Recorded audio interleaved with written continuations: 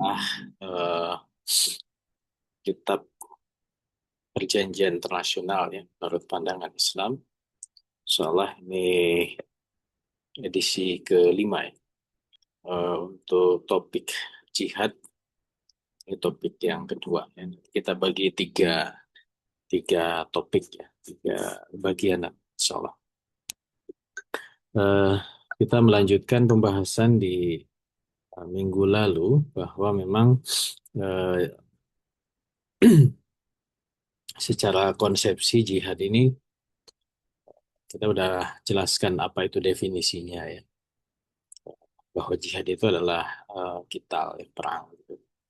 Atau dalam bahasa lain disebut harb. Kemarin ada pertanyaan apa bedanya Ghazwah, harb, ya, jihad gitu.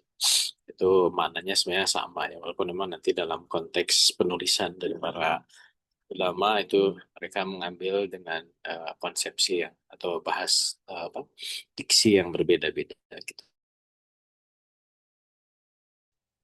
Kita bahas bahwa memang ada upaya untuk merancukan konsepsi tentang jihad ini gitu ya. Eh, Kenapa? Karena memang jihad ini kan konsep yang ya dalam konteks peradaban itu mengancam eh, peradaban Barat ya. Karena memang eksistensi Daulah Islam itu adalah ketika mereka mengumandangkan jihad. Nah, sehingga kemudian muncullah upaya-upaya untuk eh, me- memberikan makna yang buat eh, konsepsi jihad ini tidak lagi dikenal atau mungkin dijauhkan dari kaum muslimin ya. Dan akhirnya kemudian umat Islam itu eh, enggan atau ya tidak lagi mau untuk melakukan aktivitas jihad gitu. Lalu apa sebenarnya yang menjadi sebab munculnya pendapat-pendapat yang rancu terkait dengan jihad ini? Setidaknya ada tiga yang diangkat di eh, buku ini. Yang pertama adalah sebenarnya ketika ada serangan terhadap konsepsi jihad itu, maka ada juga upaya umat Islam sebagian ya, mereka awalnya itu ingin membela Islam gitu. Nah, cuman pembelaannya itu dengan memunculkan penjelasan yang keliru terkait. Nah, yang kedua yang dibahas di buku ini adalah kenapa muncul pemahaman atau pendapat yang rancu terkait dengan jihad itu, karena ternyata ada kekeliruan pemahamannya. Bahwa seolah-olah Islam itu dengan adanya konsepsi jihad itu adalah paksakan ya, terhadap orang lain, terhadap pihak lain gitu. Sehingga jihad itu diidentikan dengan ya kalau orang-orang barat kan tangan kadang pegang pedang, tangan kiri pegang Quran. Ya, jadi pemaksaan Islam. Padahal dalam Islam itu kan eh, tidak boleh ada paksaan ya dalam beragama. La ikraha fiddin. Nanti kita bahas juga. Nah, sehingga eh, jihad itu nah ini kemudian eh, eh, keliru. Padahal jihad itu adalah hanya sekedar eh, jalan atau metode untuk menghancurkan kekuatan politik yang bersifat fisik yang nanti kekuatan itu memang posisinya menghalangi Islam.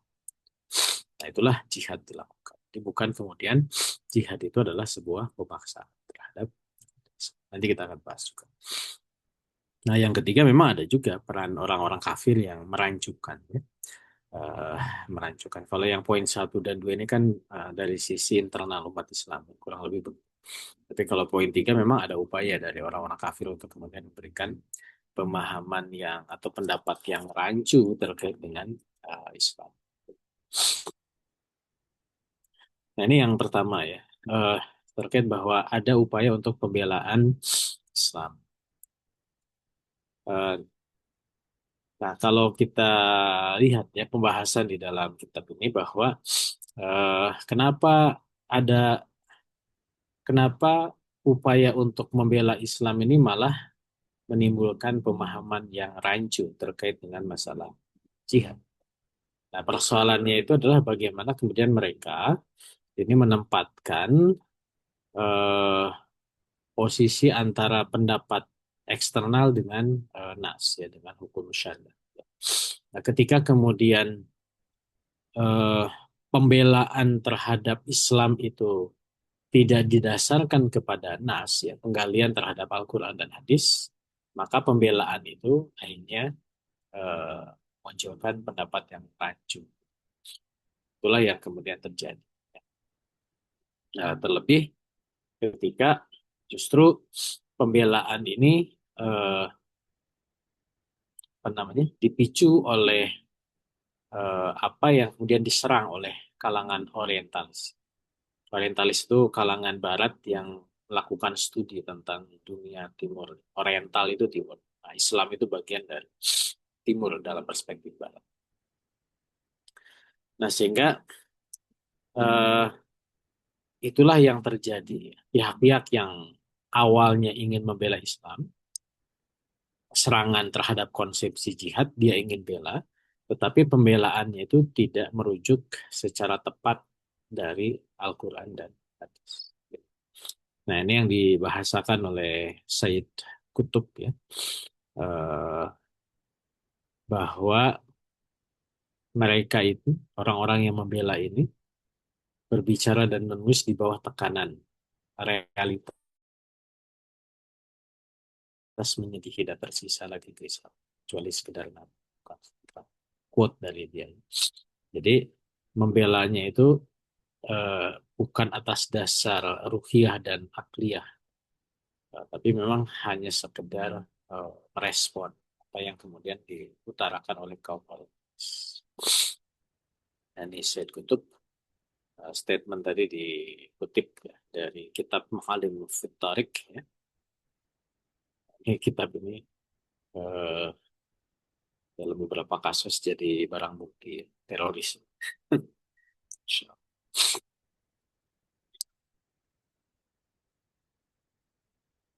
Nah,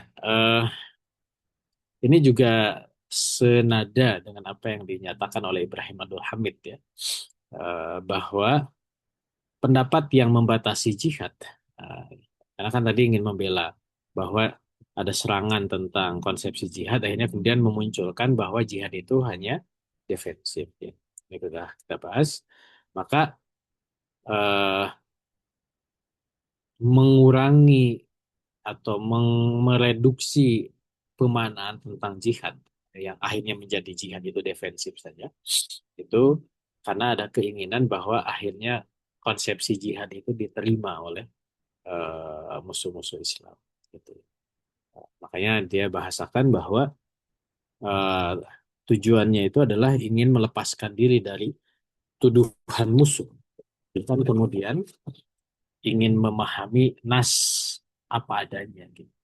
Kan kalau yang benar itu ya, apa itu jihad? Ya digali saja kan dari Al-Quran dan hadis. Bukan kemudian karena musuh ini memberikan label negatif terhadap jihad, maka kemudian didefinisikan ulang jihad itu bahwa jihad itu hanya defensif.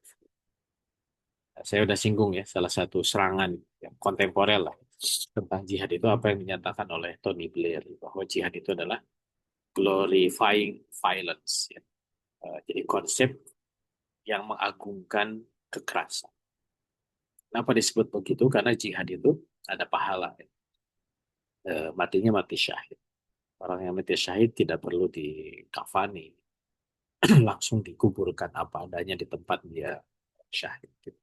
Dan dia pasti langsung masuk surga. Kecuali ada hakul adami, ya, yang menghalangi dia. Semua dosa-dosanya langsung diampuni. Hanya hakul adami aja. Kalau ada utang atau apa gitu, ya, dia langsung masuk surga. Jadi shortcut masuk surga itu adalah jihad. Makanya banyak orang yang eh, terdorong untuk melakukan aktivitas. Tapi jihad itulah bunuhin orang, gitu, ya. Membunuhin orang. Kok kekerasan dipuji? Ini kan seolah-olah jadi menjelekkan nilai Islam. Makanya ada yang menyatakan bahwa, ya, musuh-musuh Islam menyatakan bahwa Islam itu agama setan, gitu.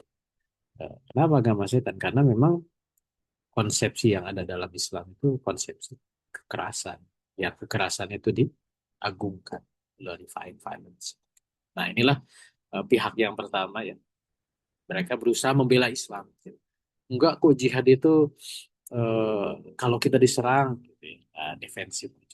Padahal ternyata ya kalau kita gali jihad itu dan jadi artinya jawaban yang akhirnya merancungkan itu adalah karena memang niat awalnya niat membela, cuman membelanya tidak. Dan ini yang menurut saya juga sekarang berkembang ya. Saat ini kalau kita lihat di di kurikulum pendidikan tentang konsepsi jihad gitu. Jadi jihad itu semakin direduksi. Mulai dari tadi defensif bahkan atau mungkin jihad akbar itu adalah melawan hawa nafsu gitu ya. Itu adalah eh, ya bisa masuk ke poin yang pertama, menjelaskan jihad dengan niat membela tapi keliru gitu. Akhirnya kemudian munculkan pemahaman yang tidak tepat tentang. Nah, yang kedua, kerancuan itu adalah karena adanya kekeliruan ya menempatkan bahwa eh, jihad itu seolah-olah dianggap eh, pemaksaan akidah gitu ya. Jadi apakah jihad itu adalah memaksa orang masuk Islam? Jadi fakta jihad itu apa sih? Apakah memaksa orang masuk Islam atau ya, dia itu adalah menghancurkan kekuatan politik yang bersifat fisik yang menghalangi Islam untuk sampai. Nah, nah ini yang kemudian akhirnya memunculkan pemahaman atau pendapat yang keliru tentang jihad.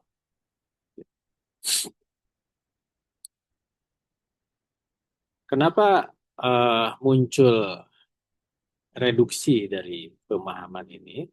Ya, karena juga sama ya dengan yang tadi bahwa eh, apa namanya?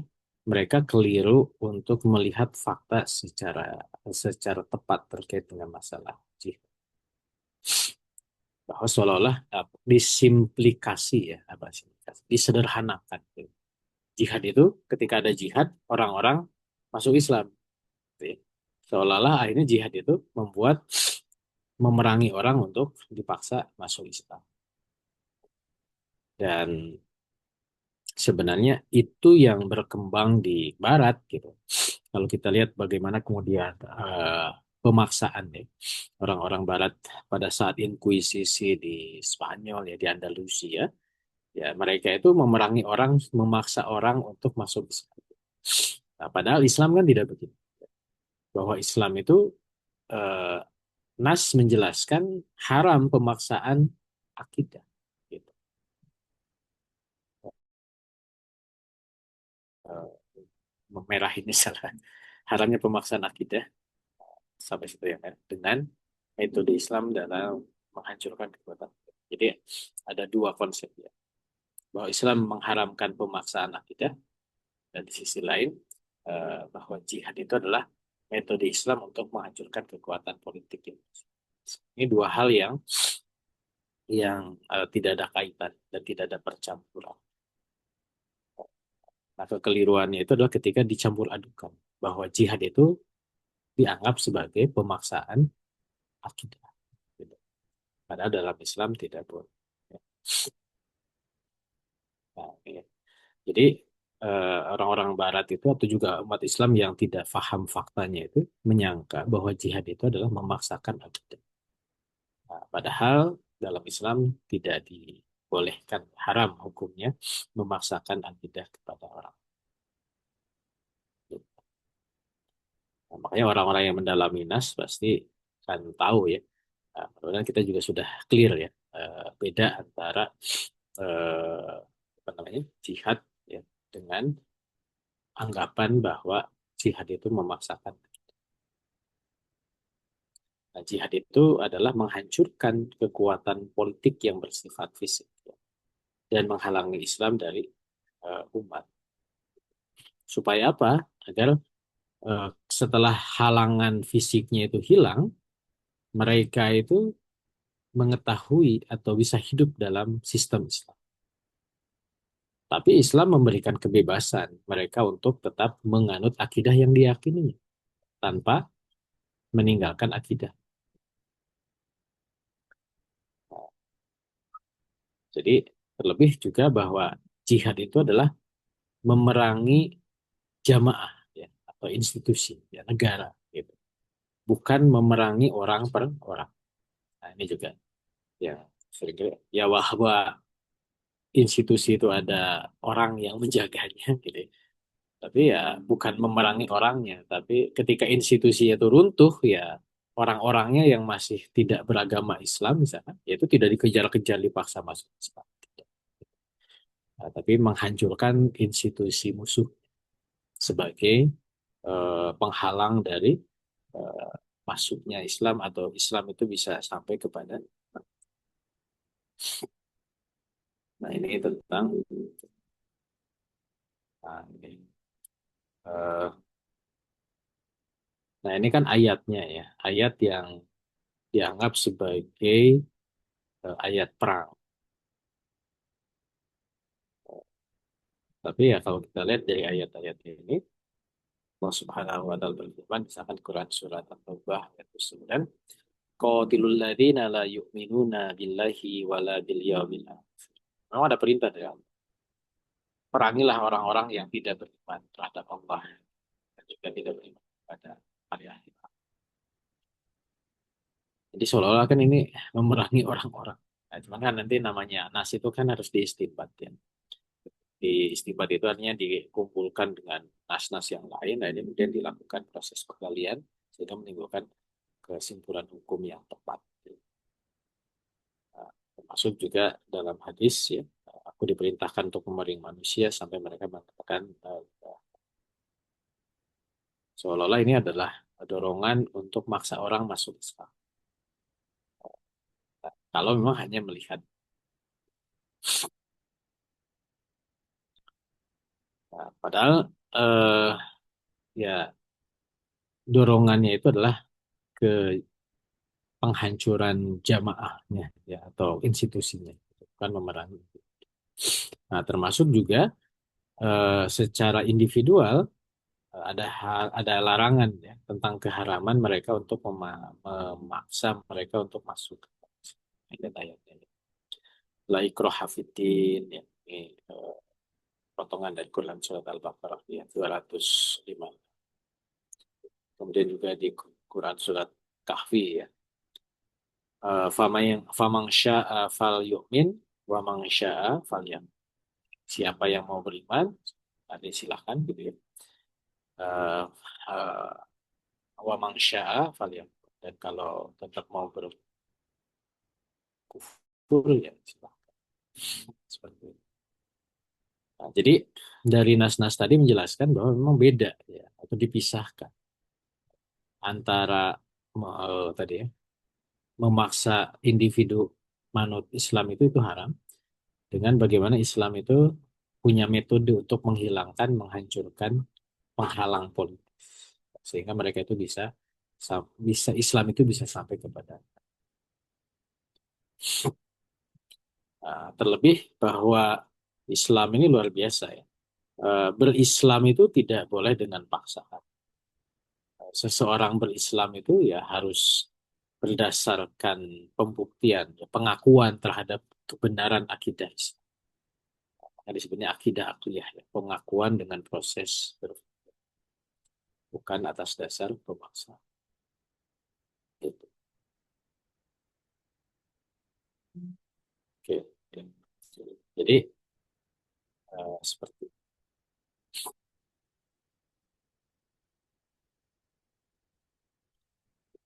nah maka eh, nas tadi ya tidak boleh dicampur adukan tentang la ikraha fiddin itu seolah-olah larangan untuk berjihad.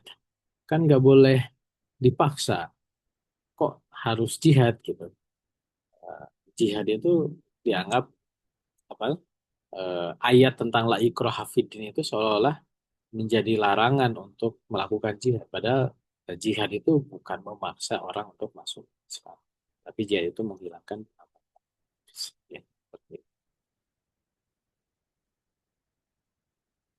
Nah, Kak, kenapa muncul kerancuan? Karena memang ada kelompok yang mencampur adukan ayat-ayat dan eh, dijadikan sebagai dalil atau topik terkait dengan masalah jihad.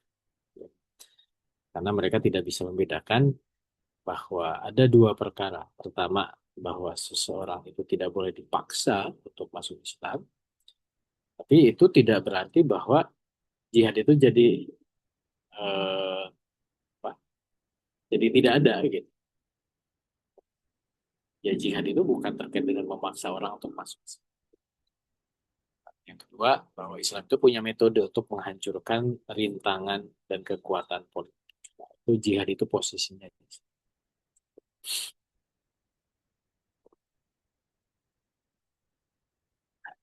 Ya kita bisa bayangkan ya, kenapa orang-orang Yahudi masih eksis gitu ya.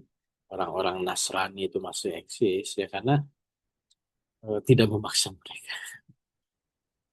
Orang jadi apa, di wilayah kekuasaan Islam ya di Timur Tengah itu ya orang-orang Yahudi kan memang ada dan orang-orang Nasrani kan sedikit. Dan banyak sebenarnya kisah-kisah yang bagaimana menunjukkan kemuliaan syariat Islam. Nah, yang ketiga, memang ada peran orang-orang kafir ya, yang eh, ya merancukan pemahaman tentang jihad. Nah, ini yang dikutip di buku ini adalah perannya Muhammad Abduh. Muhammad Abduh ini eh, ya, dia seorang ulama ya, nah, ini profil ini, mufti dari Mesir yang dia dianggap sebagai eh, membawa gerakan modernis Islam. Memang apa yang dia keluarkan itu kontroversi. Dia adalah muridnya Jamaluddin Al-Afghani ya, yang menyerukan tentang gerakan pan-Islamis. Sebenarnya dalam konteks dekolonialisme yaitu adalah upaya untuk membangkitkan umat Islam. Cuman ya ada kekeliruan seperti eh nah Muhammad Abduh ini kalau di buku ini disebutkan dia itu banyak berkorespondensi dengan Lord Kramer. Di buku disebutnya Lord Kramer. Namanya itu Evelyn Baring. Ya. Gelarnya itu Earl of Cromer. Dia adalah nah ini orang. Dia adalah konsul jenderal Inggris di Mesir. Jadi memang eh, ya Mesir ini kan saat itu masih di bawah kekhilafahan. Walaupun sudah lemah kekhilafahan Turki Utsmani dan eh, Mesir itu menjadi sebuah wilayah yang semacam otonom. Dan setelah Napoleon hengkang, eh, Inggris masuk. Dan salah satu yang ditempatkan di sana itu adalah Evelyn Baring atau Earl of Cromer tadi. Kramer kalau yang dituliskan di sini. Nah, si siapa Cromer ini dia eh, banyak berkorespondensi dengan Muhammad Abduh. Bahkan Muhammad Abduh itu memang memuji politik Inggris, bahkan bersahabat dengan termasuk juga ketika Muhammad Abduh ini mengalami kesulitan, ya tadi disebut dia pernah dituduh ikut pemberontakan di Libanon, di Urabi. Dan saat itu gubernur Mesirnya di bawah Muhammad Ali atau Muhammad Ali Pasha. Oleh yang pernah membahas kitab Daulah Islam, ini nama ini kan sering dikutip ya. Muhammad Ali Pasha dia adalah awalnya dulu walinya Turki di Mesir, tapi kemudian dia apa ya, ya berusaha untuk berkuasa gitu. Hanya berkolaborasi dengan eh, pihak musuh ya Prancis sebelumnya kemudian Inggris. Uh, nah, Muhammad Abduh ini dibantu oleh Kramer jika dia mendapatkan kesulitan. Hubungan Kramer dengan uh, Muhammad Abduh ini cukup erat. Bahkan ya kalau di sini disebutkan bisa disebut sama satu akhir. Karena memang fatwa-fatwanya itu banyak ya disebutnya sih fatwa modern, tapi ya sebut penampilan yang nah, termasuk juga ini yang modern ya, Dr. Wahbah Zuhaili yang ketika dia berkorespondensi dengan Anderson, salah seorang orientalis dari Inggris terkait dengan masalah jihad, eh, dia menyebutkan bahwa orientalis itu menasehatinya agar menyebutkan jihad itu tidak wajib. Nah, ini Wahbah Zuhaili, dia salah satu juga ulama besar.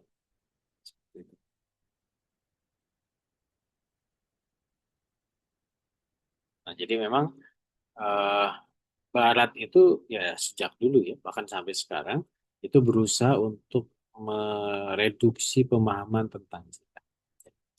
Dan itu tidak hanya mereka sebutkan langsung, tapi juga melalui ya ulama-ulama atau pemikir-pemikir Muslim yang eh, dipengaruhi oleh ini beberapa. Dan secara modern kan kita juga di Indonesia yang misalkan banyak para cendekiawan Muslim yang mulai mereka membawa pemikiran-pemikiran yang dipengaruhi oleh Barat. Nah, termasuk juga ya kita kalau selalu dikutip ya bahwa Inggris itu adalah dia mensupport gerakan Ahmadiyah ya. Sudah kita bahas minggu lalu yang memang gerakan Ahmadiyah itu salah satu gerakan yang kuat untuk penghapusan dan penghancuran tentang syariat.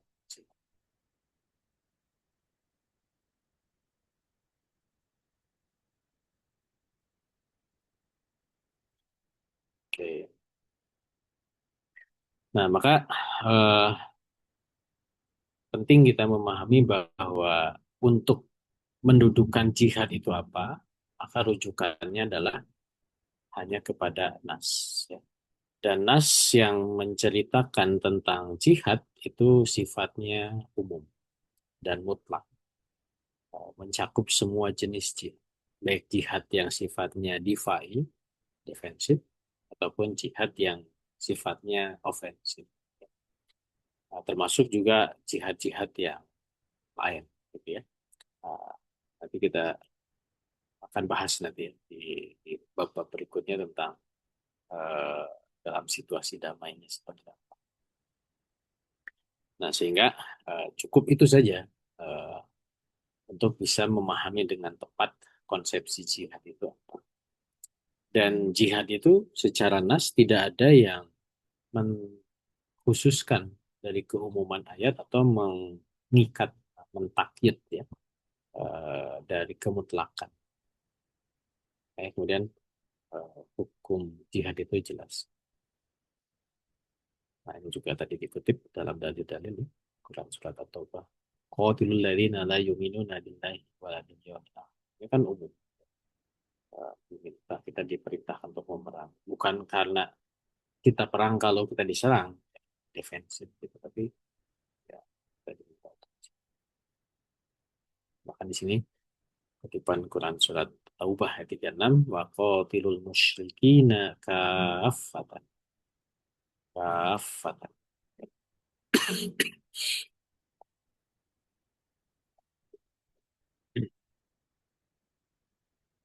Maksudnya Quran surat At-Taubah ayat 71. Ya ayuhan nabi jahilil kufara wal munafiqina wal ghalud alaihim. Dan ini juga perintah jihad yang sifat Quran surat Taubah 111. A'udzubillahi minasyaitonir rajim.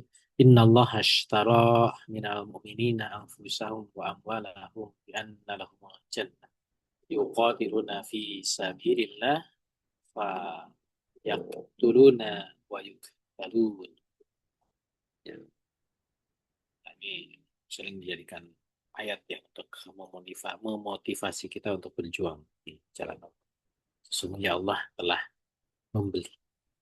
Ya, kita itu sudah dibeli oleh Allah.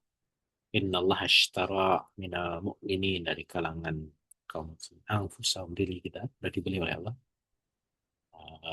Wa amwalahum, dan harta, bi anna lahumul jannah, jual beli yang dengan surga. Mau nggak jual beli eh, dengan surga? Tidak ada balasan yang lebih besar ya di sisi Allah. Apa jual beli itu? Jihad. Makanya ini bagian dari glorifying violence. Yuqatilu fi sabilillah, berperang di jalan Allah, baik mereka membunuh, fayaqtulun, wa yuqtalun, ataupun terbunuh. Dua-duanya masuk surga. Kalau kita terbunuh, masuk surga syahid. Ketika membunuh, kita dapat pahala surga juga. Insya Allah. Nah, jadi para fuqaha menjadikan ayat-ayat tadi ya, dan ayat lainnya itu adalah jihad. Itu wajib dan bersifat ofensif. Ya, sebagaimana yang diungkapkan oleh Imam Syafi'i. Dan ya, jihad itu umum. Ya, sampai tadi ada upaya dari musuh-musuh Islam eh, yang berusaha mereduksi bahwa Islam itu apa, jihad itu hanya ada.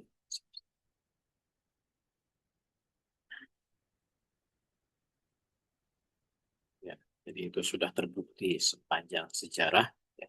Dan siapapun yang mengikuti sejarah Islam, para sahabat dan seterusnya, ya aktivitas jihad yang sifatnya ofensif dan defensif itu dua-duanya ya, itu adalah terus berlaku.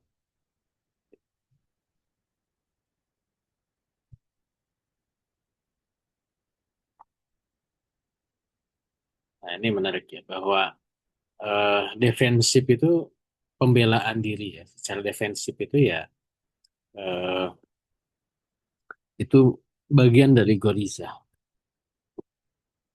Orang berperang karena membela diri itu bagian dari goriza. Goriza itu bakal. Itu sama dengan hewan. Eh, Makanya ikatan yang muncul dari goriza itu ikatan yang kayak ada goriza bakwa itu kaumiyah wal wataniyah. Kaumiyah itu mengikat berdasarkan kesamaan keturunan.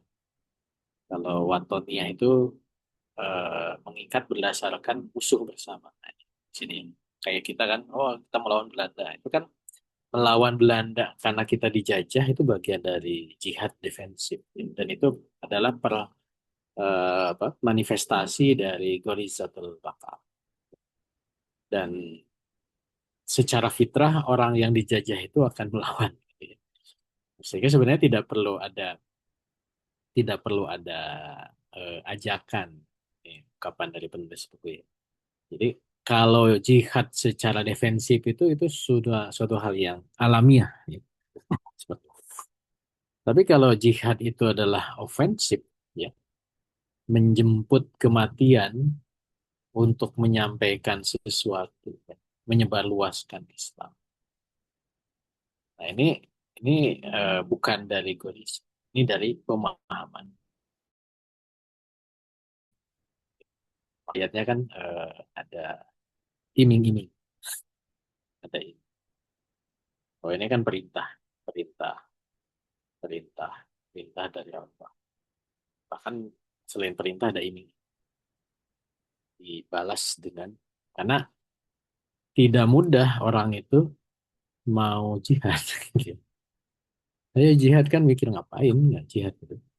Melakukan sesuatu yang di situ ada apa, ya ada kematian, ada luka, ada kehilangan harta gitu ya. Kan ngapain? Mendingan kita ya kayak sekarang, mendingan kita duduk-duduk saja di di rumah gitu ya, daripada melakukan sesuatu yang di situ ada resiko. Maka dorongannya itu adalah dorongan rumah, mabda ya, dalam bahasa. Dan ya Islam punya mabda yang khas ya, tidak bisa dicampur adukan dengan mabda yang lain. Komunis, kapitalisme, mereka punya mabda, punya fikra dan thoriqah. Dan ketika kita mengemban Islam, fikra dan thoriqahnya itu tidak boleh dipisah. Termasuk nanti di dalamnya itu ada konsepsi tentang bagaimana mengemban Islam ke seluruh dunia dengan menghilangkan hambatan-hambatan fisiknya dulu. Nah, itulah jihad. Dan jihad itu adalah bagian dari tarikah bid'ah. Tarikah untuk menyebarluaskan. Gitu. Dan itu adalah ofensif. Ya. Dan negara yang melakukan inisiatif untuk menghancurkan hambatan fisik. Dan nanti setelah hambatan fisik itu hilang, ya insya Allah maka individu itu ya tetap dibiarkan bebas kan tanpa ada paksaan la ikraha fiddin. Tapi mereka akan melihat keadilan Islam, penerapan Islam ya. Sehingga mereka akan masuk ke dalam Islam berbondong-bondong ketika ya mereka sudah berpikir. Walaupun ada yang belum masuk ya itu pilihan, tidak ada paksa. Seperti itu. Nah, lalu apa implikasi dari jihad defensif? Ketika jihad defensif ini dikembangkan, apa sih pengaruhnya? Pertama, ada dua ya. Pertama adalah memisahkan fikrah dan thariqah Islam. Itu dipisahkan. Yang kedua adalah mereduksi keberadaan negara Islam, ya, bahkan nanti melemahkan dan juga ya melenyapkan.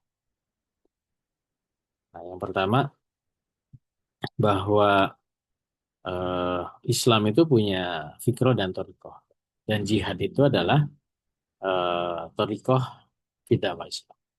Nah, ketika kemudian jihad ofensif itu hilang, ya berarti kan lalu gimana cara menyebarluaskan Islam? Ya, ya tidak tidak bisa kalau tidak ada jihad. Jihad yang dilakukan oleh negara.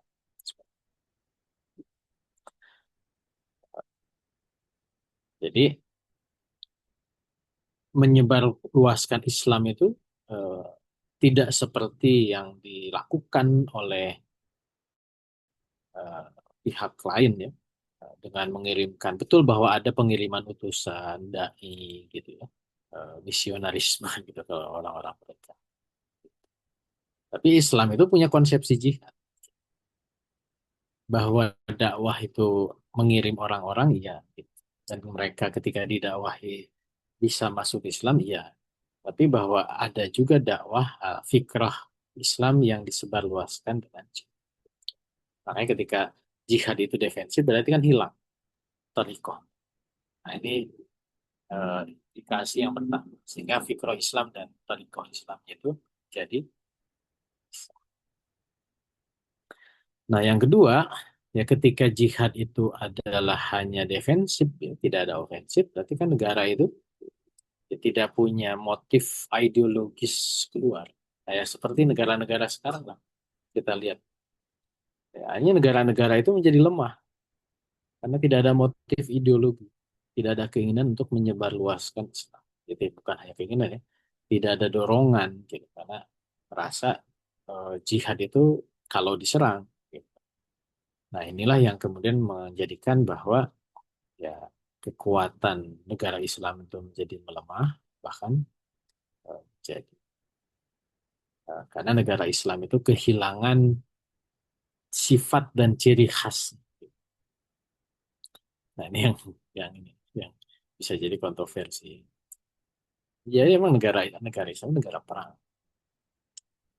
Makanya konsepsi apa perdamaian abadi gitu ya, konsepsi ya perdamaian itu bukan sesuatu yang sifatnya permanen. Konsep Islam itu bukan perdamaian, tapi rahmatan lil alamin. Eh, dan posisi negaranya harus posisi negara perang, negara yang disiapkan untuk berperang. Dan negara perang itu adalah ciri dari negara adidaya. Nah, kalau yang sudah ikut kajian Mafahim Siyasiyah, mungkin sudah kita bahas bahwa semua negara adidaya itu adalah negara perang. Tidak mungkin ada negara adidaya yang tidak atau bukan negara perang. Nah, sampai sekarang, bisakah menjadi negara adidaya tanpa perang? Nggak ada bukti historisnya. Romawi, Persia, ya, kekhilafahan dengan konsep jihadnya, ya. Inggris, Prancis, Spanyol, atau Spanyol, Portugis dulu awal, kemudian Inggris, Prancis, ya. Jerman, Jepang, Uni Soviet, Amerika, semua itu ya negara perang. Nah, dia menjadi negara adidaya. Nah, sekarang kan coba direduksi bahwa negara moderat itu juga bisa adidaya. Yang nggak ada buktinya. Kita usul sana usul sini diterima, ya diterima itu belum tentu dipraktik. Makanya eh, di dalam sistem pendidikan Islam atau ada nggak kajiannya Bang Hasan ini? Kalau ada kajian tentang sistem pendidikan Islam itu menarik juga tuh. Eh, Bagaimana pola pendidikan dalam Islam. Nah, salah satu yang penting itu adalah ya dan penyiapan anak didik laki-laki supaya mereka siap perang. Sekarang kan nggak ada tuh di kurikulumnya. Makanya harus ada olahraga olahraga perang. Olahraga perang itu kalau zaman Romawi Yunani itu ya atletik. Atletik itu adalah olahraga perang. Lari harus cepat ya. Lari juga bisa loncat loncat galang gitu. Ada juga lempar lembing, tolak peluru. Itu kan olahraga perang semua. Atletik. Selain juga kalau dorongan dari Rasul kan mana berkuda, ya. Kemudian berenang. Memanah itu kan perang. Eh, Berkuda ya mengendarai kendaraan. Berenang juga ya melewati lautan. Ini yang juga harus ada. Dan nanti kalau ada kajiannya menarik tuh kalau kita bahas tentang pendidikan dalam. Kalau saya ada ininya kitabnya di Bang Hasil. Siapa tahu ada kajian. Semakin banyak dikaji menarik. Nah itulah yang kemudian dilakukan oleh Rasulullah ya. Makanya kalau Rasulullah itu ya awalnya memang belum jihad ya. Karena jihad itu kan negara ya. Jadi kewajiban jihad itu setelah Rasulullah hijrah dari Mekah ke dan memang yang dilakukan oleh Rasulullah SAW ketika sudah memimpin Daulah Islam di Madinah itu ya perang. Lupa ya, mereka ada catatan juga bahwa Rasulullah itu sepanjang sejarah itu perang itu setahun 3 kali sejak kan Madinah itu 10 tahun kurang lebih ada 30-an perang yang dilakukan oleh Rasulullah SAW sepanjang hayat. Dan kan setahun 3 kali perang, baik perang besar atau perang kecil.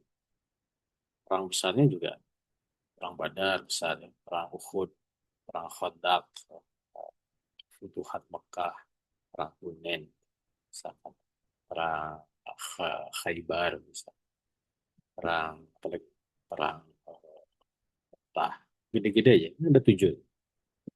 Kan setahun sekali tuh perang yang besar-besar. Rasulullah. Nah, ini yang juga kita harus siap gitu. Laki-lakinya siap, eh, ibu-ibunya juga membuat laki-lakinya siap, ya, baik suaminya atau anak-anaknya gitu. Jangan malah jadi laki-laki manja. Nah, ya. Perang Uhud, perang Khandaq. Ya. Betul bahwa perang Uhud Khandaq itu eh, defensif. Tapi perang Badar itu kan ofensif. Eh, Futuhat Mekah itu ofensif. Ya. Perang Hunain itu ofensif. Perang Khaybar ofensif. Ya. Perang Mu'tah ofensif. Jadi bahkan Rasul mengawalinya ofensif pada ketika diserang Uhud, Khandaq itu Islam melawan. Baik itu Bang Nasir untuk bagian kedua tentang jihad ya, terkait dengan bahwa ada hal-hal yang merancukan tentang konsepsi jihad. Memang ada beberapa motif ya. Pertama memang awalnya ingin membela, yang kedua ya kekeliruan membedakan antara eh, memaksa akidah dengan apa namanya, hilangkan hambatan fisik ya, secara nasab. Yang ketiga memang ada upaya orang-orang kafir berusaha untuk mereduksi pemahaman tentang jihad. Dan apa dampak dari jihad itu hanya defensif saja ya tadi. Jihad itu menjadikan fikroh dan toriko Islam menjadi berbisa. Dan yang kedua ya daulah Islam ya terbukti lah ya. Jadi daulah ya hilang lemah dan wallahu a'lam.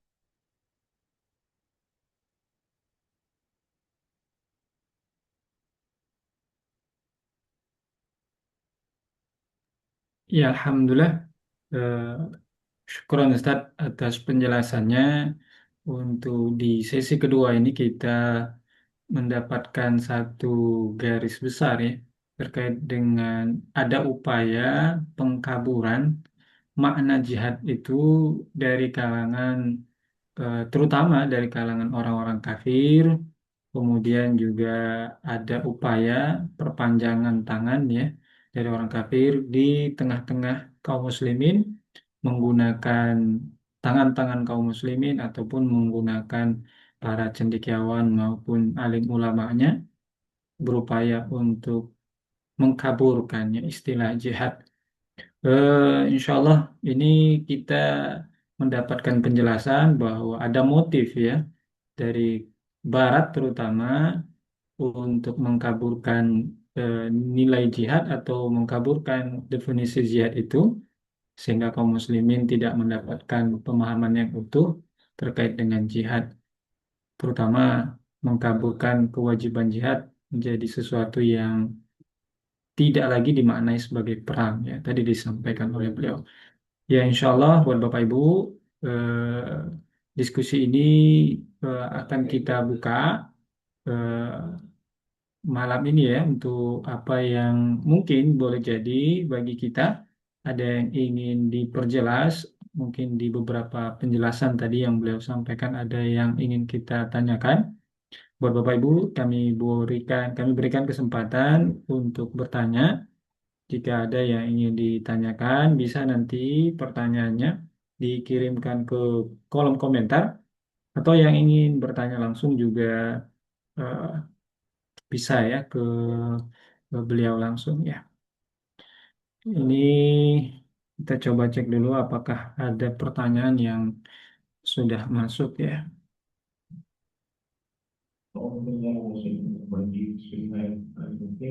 Ya, ini dari peserta kita Ustadz. Ada dari Mas Norman. Mengapa Barat, terkhusus orang-orang kafir di sana ya, sangat takut dengan jihad padahal tidak dipaksa masuk Islam? Yang lebih aneh lagi, orang Islam takut berjihad. Nah, ini gimana Tad? Bisa kasih tanggapan Tad dari Mas Norman ya? Ya kalau kita lihat secara historis, pertama ketakutan Barat itu awalnya ya dulu ya, karena ketidaktahuan mereka terhadap Islam. Sehingga eh, ya mereka kan di apa di dipropagandakan gitu terkait dengan keburukan-keburukan Islam. Dan itu adalah apa yang dilakukan oleh ya kalau dulu kan kaum gerejawan ya yang mereka merasa otoritasnya itu otoritas keagamaan. Nah itu yang kemudian mereka mencitra burukan tentang Islam. Nah itu yang pertama.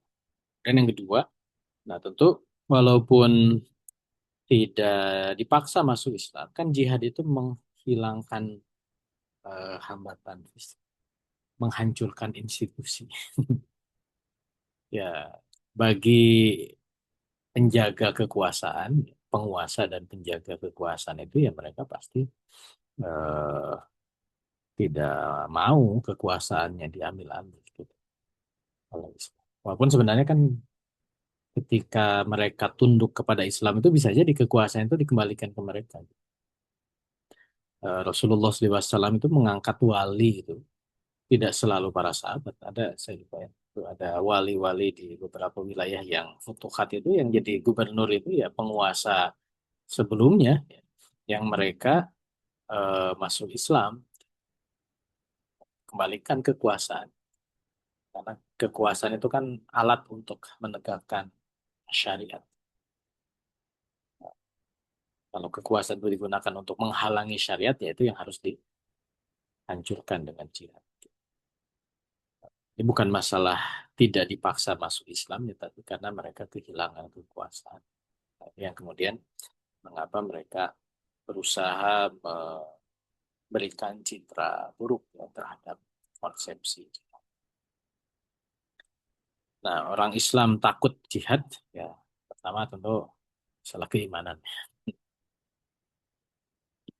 Kenapa saya bilang keimanan? Karena ini sesuatu yang diperintahkan oleh Allah. Ya. Jadi kan perintahnya ya ayyuhalladzina amanu dan seterusnya.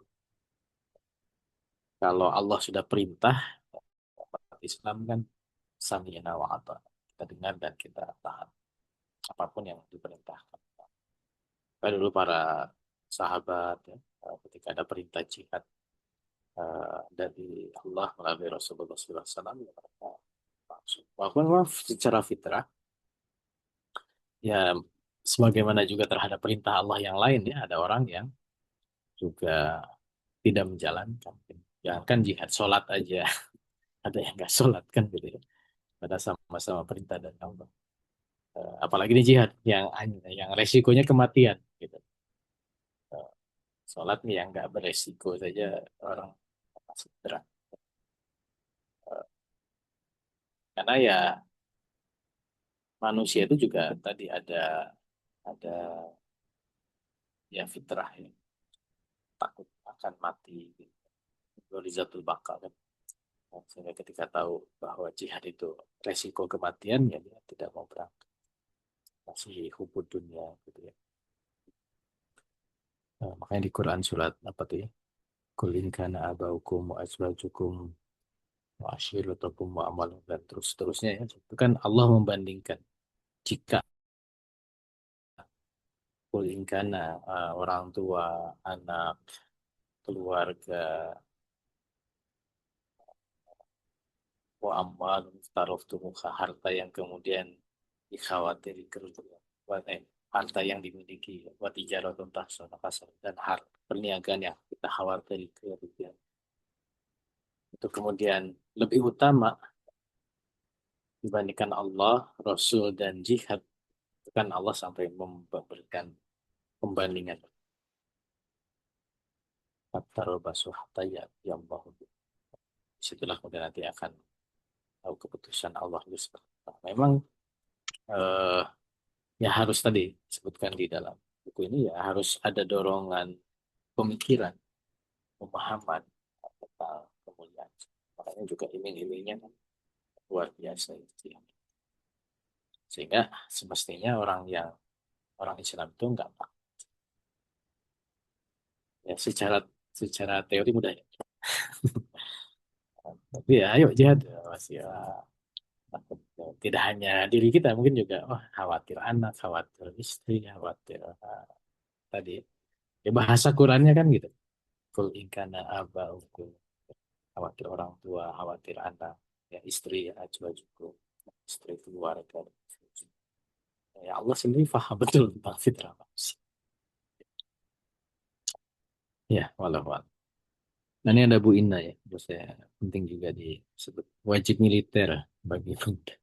Iya betul. Jadi bukan wajib militer nanti konsepnya itu ya. Jadi konsepnya itu adalah bagian dari ya, penyiapan Kalau dalam bahasa militer itu harus punya eh, dikperor, pendidikan perorangan terkait dengan tadi tadi penyiapan perang, kemampuan survival, gitu.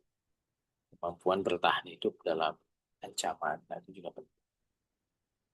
Termasuk tadi dikperor itu ya pendidikan hal-hal yang mendasar tadi, lari fisik ya, kemampuan fisik. Jihad itu kan fisik ya. Eh, Sebelum belajar memanah, ya, ngangkat pedang, kalau dulu ya, pegang pistol senapan, melempar pun, itu kan harus ada kemampuan dasar fisik ya. Lari itu ya masa jihad, lari ngapsan kan ya. Repot. Kan di situ nanti, makanya nanti di kurikulum pendidikan itu penyiapan kemampuan fisik dasar itu. Baru nanti ke eh, survival, lari, megang panah, membidik, ya, naik kuda. Kalau sekarang naik kendaraan gitu ya, mengendalikannya, gitu. Itu dasar gitu. Berenang itu dasar.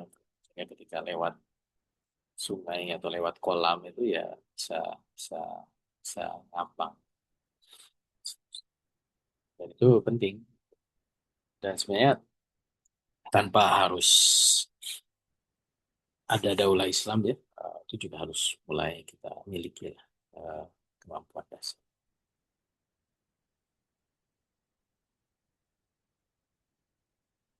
Ya, walau Ya, Alhamdulillah. Eh, Ini kita buka lagi ya Bapak Ibu jamaah yang ingin bertanya, kesempatan waktu masih cukup ya, Insya Allah. Sebelum menjawab pertanyaan yang ada di komentar, saya ingin mengkonfirmasi dulu terkait dengan judul ini Ustaz, bahwa ada tema kita tadi di di sub ya, sub materi yang Ustaz sampaikan, bahwa Barat orang kafir menginginkan pengkaburan makna jihad. Yang mau kami konfirmasi, apakah apa yang menjadi program Barat ini sudah berhasil atau belum Ustaz? Bahwa Barat itu berhasil mengkaburkan makna jihad itu di tengah kaum muslimin. Itu yang pertama. Yang kedua, kalau memang ini yang menjadi harapan mereka agar muncul pengkaburan makna jihad, pasti mereka juga paham bahwa kaum muslimin satu masa akan kembali kepada pemahaman yang murni artinya terkait dengan syariat mereka. Lantas sebenarnya apa sih sebenarnya di satu sisi yang mereka harapkan kalau seandainya saja fase itu akan kembali di tengah kaum muslimin? Nah, Ustaz, di dua pertanyaan dari kami, mohon tanggapan Anda. ya, yang pertama, program itu terus berjalan dengan ya moderasi agama. Itu kan salah satu contoh bahwa agama itu harus moderat ya.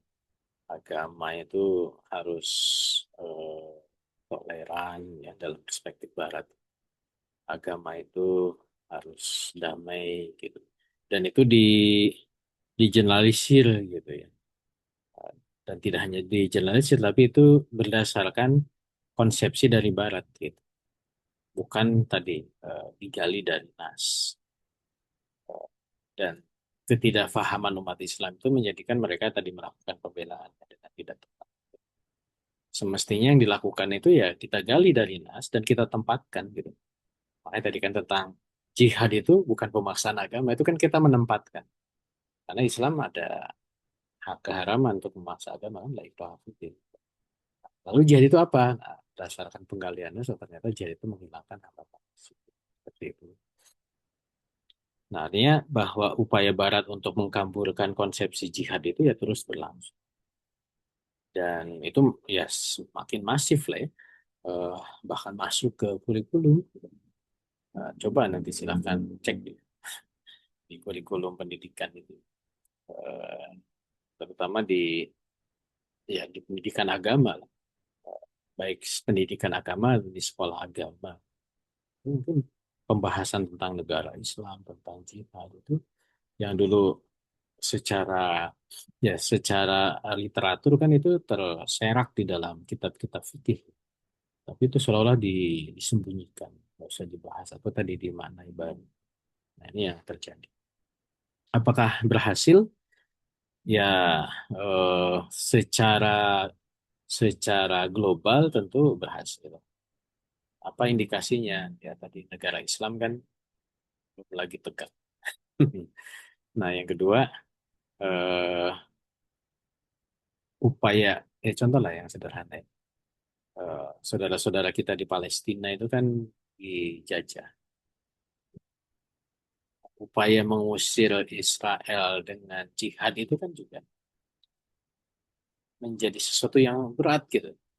Itu hanya dilakukan oleh orang-orang. Padahal itu kan jihad defensif ya.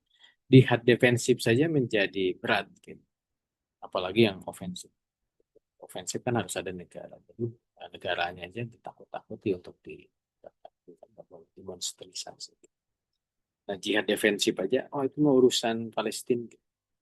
Padahal kan kalau mau defensif ya membantu saudara yang sedang dijajah itu kan juga bagian harus itu juga nggak dilakukan. Nah, ini berarti kan secara global mau mereduksi makna jihad itu bahwa masih ada perlawanan ya kayak kita di sini kan kita sedang meluruskan kembali. Padahal tidak hanya berhenti di forum ini kan nanti kemudian tengah-tengah masyarakat ya kita kembalikan tentang konsep itu dijelaskan. Eh, nah yang kedua apa tadi? Bahwa Barat bersiap ya, tentu mereka paham betul ya tentang tentang ancaman eh, negara Islam. Ketika negara Islam itu kembali tegak dan menjalankan semua konsepsinya termasuk jihad gitu. Makanya itu yang kemudian mereka terus berhati-hati. Nah, pertama ya tadi mereka melakukan upaya untuk mencegah ya, kebangkitan umat Islam, kebangkitan yang nanti mengarah kepada terbentuknya daulah Islam, ya, khilafah Islam yang mereka lakukan itu. Nah, yang kedua misalkan ketika mereka harus sharing kekuatan ya, mereka tuh betul-betul hati-hati gitu ya. Contoh misalkan yang terbaru lah, ketika Arab Saudi itu mau dikasih teknologi nuklir oleh Amerika Serikat, ya masih mikir-mikir juga. Padahal sudah menjadi sekutu gitu ya. Ya dibatasi gitu. Karena ketika teknologi kemiliteran mereka kuasai gitu ya, nuklir misalkan, ya mereka tidak mau walaupun sekutu mereka tapi punya potensi ancaman itu diberikan teknologi nuklir, pesawat tercanggih gitu ya. F-35 kan kemarin Saudi itu dapat, tapi itu kan setelah sekian puluh dan itu juga masih belum terrealisir ya. Karena itu kalau dimiliki kan jadi ancaman. Ada aja alasan. Sekutu Amerika di Asia Selatan, Pakistan kan sama juga. Sekutu kuatnya juga di Turki misalnya kan sama juga. Karena tetap saja ini tuh Muslim gitu ya. Eh, Walaupun mereka negaranya bukan negara Islam, tapi mereka paham betul ada potensi ketika mereka loss gitu ya, kasih eh, semua teknologi dan seterusnya. Itu kita menyambung.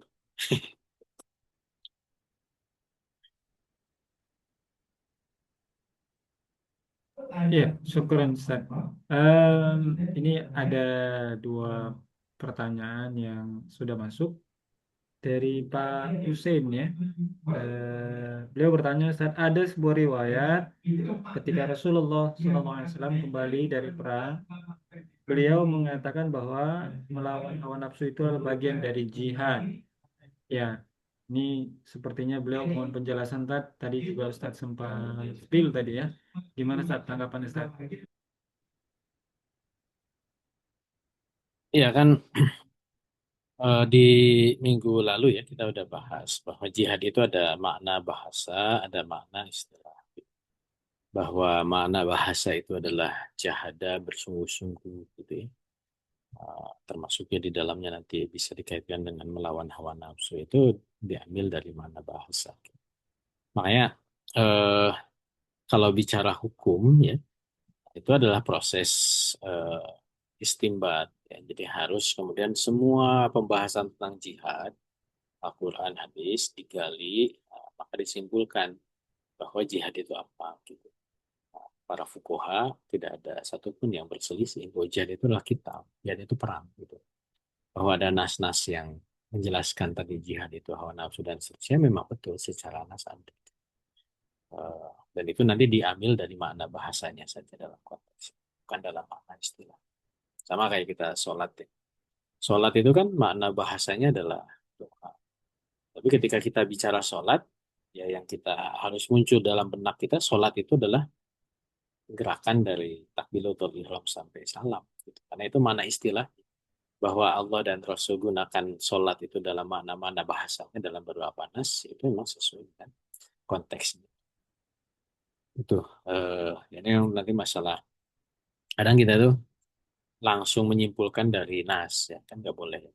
Jadi kita harus, ya kalau mau menyimpulkan dari nas itu sesuai dengan konteks nas itu saja. Tapi kalau itu disimpulkan, digeneralisir ya sebagai sebuah makna istilah, yaitu tidak tepat. Ya, seperti itu ya Pak Hussein. Walau.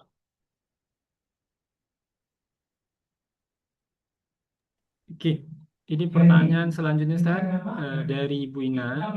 Dikala Islam lemah, maka kaum kafir semakin masif mendolimi negara yang mayoritas Muslim. Mungkinkah ini terjadi karena pendidikan jihad di kalangan Islam dihilangkan, padahal negara kafir banyak mengadopsi dan mempersiapkan pemudanya membela negara? Nah, apakah kira-kira ada hubungan itu? Iya, bisa jadi bahwa di kalangan umat Islam kan tadi, iya, dadin itu jadi hilang. Gitu. Ya bahkan menjadi sesuatu yang eh, tidak tidak disadari. Ya. Contoh misalnya gini, eh, Barat itu mengenalkan tentang olahraga olahraga permainan, main bola, main futsal gitu ya, dan sebagainya. Bahwa di situ ada apa? Ada larinya, ya ya betul gitu.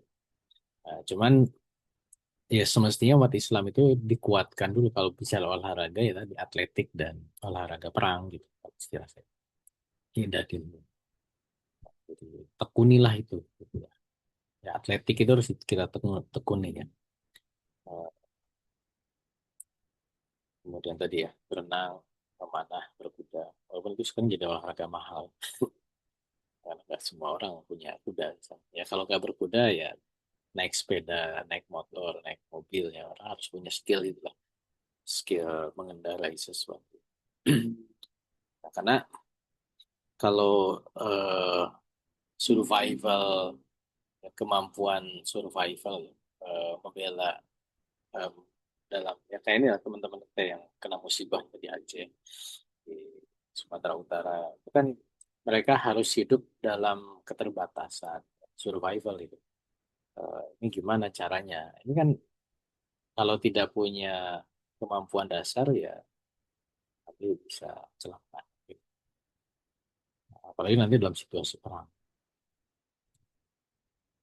Maka betul bahwa memang pendidikan jihad ya tidak hanya konsep tapi juga idadin penyiapan diri itu penting kalangan umat Islam karena ketika itu hilang konsepnya sudah dihapus prosesnya juga dialihkan gitu.